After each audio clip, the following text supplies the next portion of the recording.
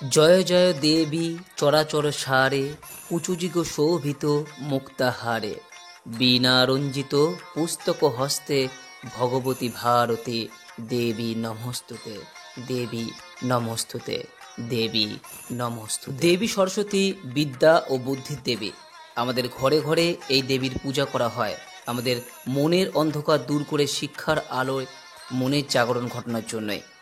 প্রতি বছর মাঘ মাসের পঞ্চমী তিথিতে বা বসন্ত পঞ্চমীর দিন দেবী সরস্বতীর পুজো করা হয়।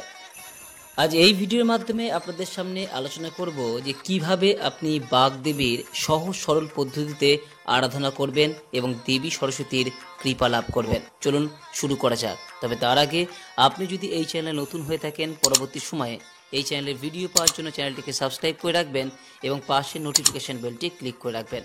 আর ভিডিও থেকে সমৃদ্ধ হলে অনুগ্রহ করে ভিডিওটি লাইক করবেন এবং নিজেদের আপনজনদের মধ্যে শেয়ার করে বিষয়টি জানিয়ে দেবেন। আর যদি কোনো প্রশ্ন থাকে বা মতামত থাকে নিচের কমেন্ট বক্সে অবশ্যই উল্লেখ করবেন। চলুন এবার বিস্তারিত আলোচনায় প্রবেশ করা যাক।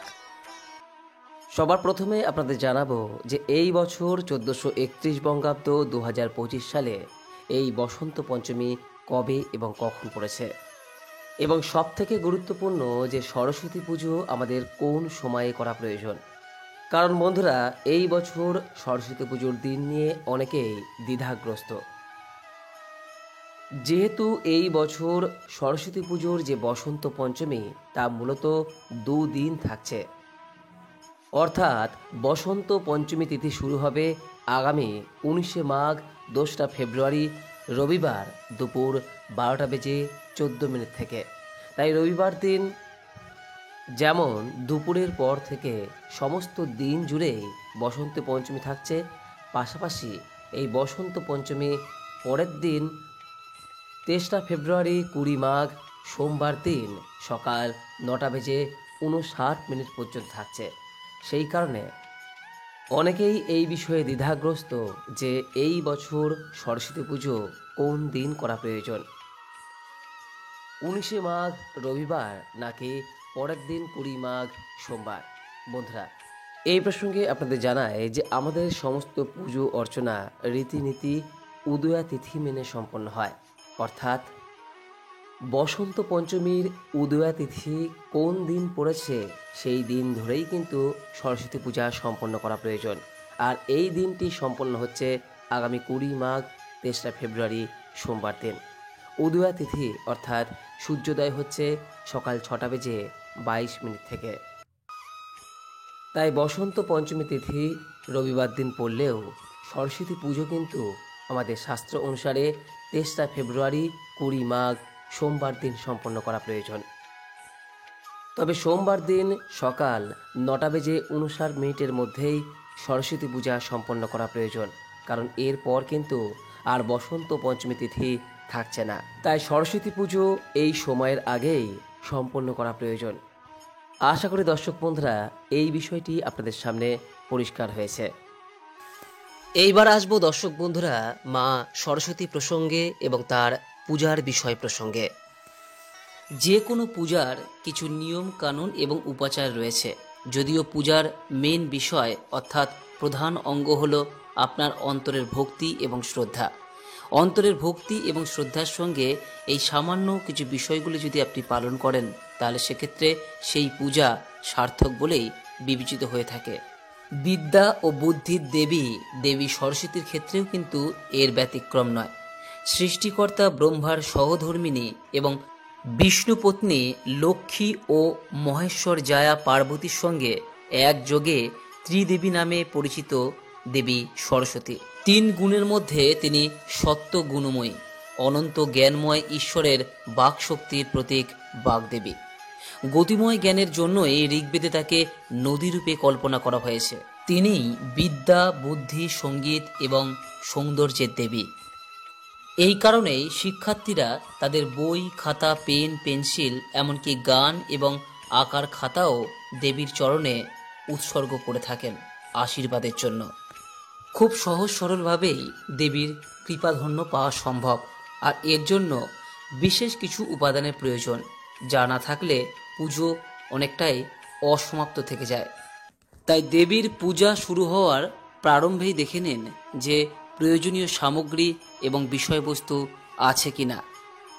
দেবী সরস্বতী পূজার জন্য যে সমস্ত উপকরণগুলি প্রয়োজন তা হলো সাদা কাপড়, পলাশ ফুল, প্রকার সাদা ফুল, আম্রপত্র, বেলপাতা, কাঁচা হলুদ, সিঁদুর, চাল, ধান, দূর্বা, 5 ধরনের ফল, তার মধ্যে কলা এবং নারকেল অবশ্যই কিন্তু প্রয়োজন। এর সঙ্গে একটি কলস, সুপুরি, পানপাতা, ধূপকাঠি, প্রদীপ, দুধ, খাগের কলম এবং দোয়াত। এর পাশাপাশি কিছু বই খাতা এবং হারমোনিয়াম যদি থেকে থাকে বা অন্য কোনো বাদ্যযন্ত্র যদি থেকে থাকে বাড়িতে, সেগুলোও দেবীর সামনে রাখুন। এই সমস্ত সামগ্রী অবশ্যই আগের দিন জোগাড় করে নেবেন। এরপর সরস্বতী পুজোর দিন সকালবেলায় উঠে স্নান করার নিয়ম। এই দিন অবশ্যই সকালবেলা স্নান করা প্রয়োজন, কারণ সমস্ত পূজার ক্ষেত্রেই এই বিষয়টি একেবারেই কমন। স্নান করার পর পূজা সম্পন্ন করা প্রয়োজন। বিশেষ করে এই সরস্বতী পূজার ক্ষেত্রে পুষ্পাঞ্জলি দেওয়ার জন্য সকালে স্নান করা আবশ্যক। স্নানের জলে এই দিন নিমপাতা ও তুলসী পাতা দেওয়ার নিয়ম আছে, এতে জলের শুদ্ধিকরণ ঘটে। এছাড়া স্নান করার আগে মুখে এবং গায়ে যদি নিম ও কাঁচা হলুদ বাটা মাখতে পারেন সেক্ষেত্রে আরও ভালো হয়। এতে আমাদের দেহের শুদ্ধিকরণ ঘটে এবং শরীরের কোনো রকম ইনফেকশন থেকেও এই মিশ্রণ রক্ষা কবচ হিসেবেই কাজ করে। স্নান করার পর যে বস্ত্র পরিধান করবেন সেই বস্ত্র যদি সাদা বা হলুদ বস্ত্র হয় সেক্ষেত্রে সবথেকে ভালো, কারণ দেবী সরস্বতীর প্রিয় রং সাদা এবং হলুদ। যে কারণে আপনি লক্ষ্য করে দেখবেন অধিকাংশ ক্ষেত্রেই দেবী সরস্বতীর বস্ত্র হিসেবে এই দুটি রঙের মধ্যে কোনো একটি থাকে। এরপর প্রথমে পুজোর জায়গাটি ভালো করে পরিষ্কার করে মুছে নিয়ে একটি ছোট জল চৌকি বসাতে হবে, তবে এটি আবশ্যক নয়। এরপর একটি পরিষ্কার সাদা কাপড় পেতে দিতে হবে তার ওপর। এবার দেবী সরস্বতীর মূর্তিটি এর ওপর স্থাপন করতে হবে।